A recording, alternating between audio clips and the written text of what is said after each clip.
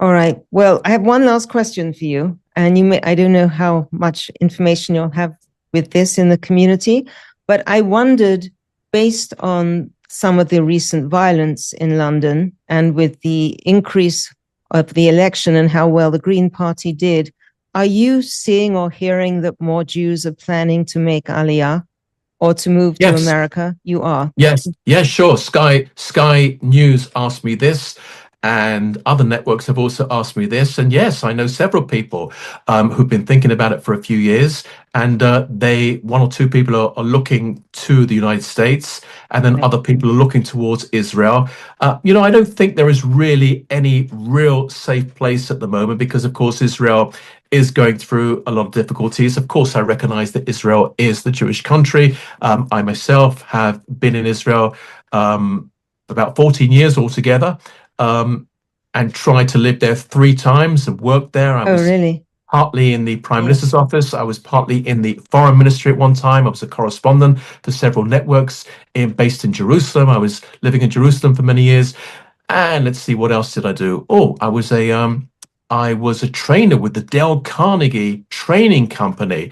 Dale Carnegie is self-development, public Right. speaking group, Yes. etc. So I worked with them, and just circumstances brought me back to the UK. I travel to Israel all the time, but also it's not so easy in Israel. Of course, confronted by war all the time. Number one, attitudes not brilliant. Number two, wages are pretty low. Number three, number four is if you're trying to get your kids into school, you don't really know which school to choose because it's either really good in Limudei Kodesh, but not so good Chol, or it could be really good for weekday studies like English and mathematics and history, which is always a very good subject, but not very good when it comes to Jewish studies. So families struggle with that issue.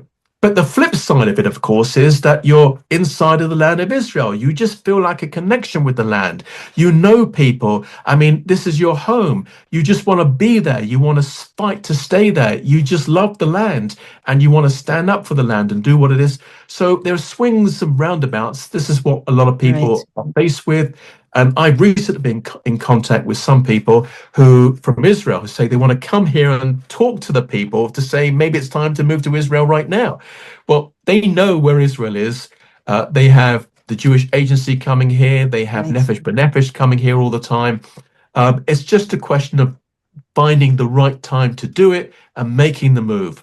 We're not in a 1930s moment because there was no human rights or legislation or protection of Jews at that time, pretty much across Europe. There is today. Does that mean anything? No, it doesn't necessarily mean anything. Have many politicians that support the Jewish people. One of the miracles that took place literally outside my door in Golders Green on the 2 stabbings, and I said this on one of the networks, this should be a lesson for when it happens elsewhere across the country, is that when you see somebody charging with a knife and taking out people, you get in the car or you run down the road and scream, "Man with a knife, terrorist, terrorist, get out of the way, get out of the way." Excuse me. You've got to move, look at him, look at him. Because the problem is that people walk down the streets completely oblivious of what's around them. They're listening to music, or they're on their phone, they're talking, they're in a dream or something. Anyone can easily come up and stab you, or they can take your bag, or if it's a woman, you're walking in a dark place in the evening, etc. I mean, I keep saying all the time, please do not keep your headphones on when you're walking. Just be aware of who's around you. So the fact that people got in their car and ran down the street and shouted at other pedestrians saved lives. And that should be something that other communities do across the country, and indeed in Israel and the United States and anywhere else where anyone here might be watching right now. Don't just think, well, I've got away from this guy, so I'm all right, Jack. Keep making some noise and save some other people at the same time. Right. So one of the major pluses about living in Israel is that you can walk down the street with your yarmulke on, you can wear a Magen David, you can be openly Jewish. And I think that's stopped in a lot of places in the world. I know people who've removed all their Jewish items, their necklaces, whatever it is. People don't walk around with just a kippah. If they go downtown, they wear a cap. And that really shows us that we are not walking free, that we are chosen in a way that's not always ideal, and that here at least we can be who we are freely, openly, happily, and that we feel this connection even with the wars that I've experienced in the last, few years. You still actually feel safer here, even when you're in the middle of a war with Iran, than I do when I go back to London. And it's the same when I go to America. There is a feeling of security here that just doesn't exist for the Jew anywhere else in the world. And it just reminded me, and just if I may just say this lastly as well, and that is back in 2001, I think, the beginning of 2001, which I moved out initially, there was a new media outfit setting up in the Prime Minister's office, which I was invited to join. It never really got off the ground properly, so it was a bit of a disaster, really, because the foreign minister at the time wanted to do all the media, who was Shimon Peres. And of course, you can't do all the media when something happens, because you can't be in 60 different places at the same time 24/7. But nevertheless, I do recall that I was in Jerusalem at the time. It was the height of the suicide bombings in 2001 and 2002. That was awful time. I was in the Merkaz of Jerusalem, the city center of Jerusalem, because that's where we met people for cups of coffees and things like that. And it was either blown up by the time we met there, or when I left, it was blown up.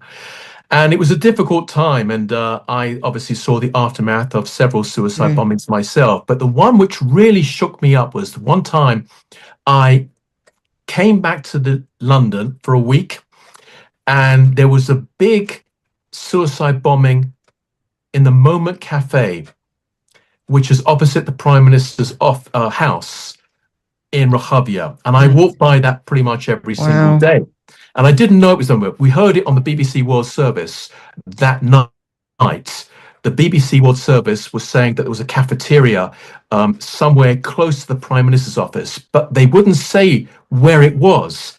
And I finally found out it was the Moment. I saw the front page of the Sunday newspapers, and they had a very graphic picture of all those people, young people, sitting by the bar, who were on the ground, and blood everywhere.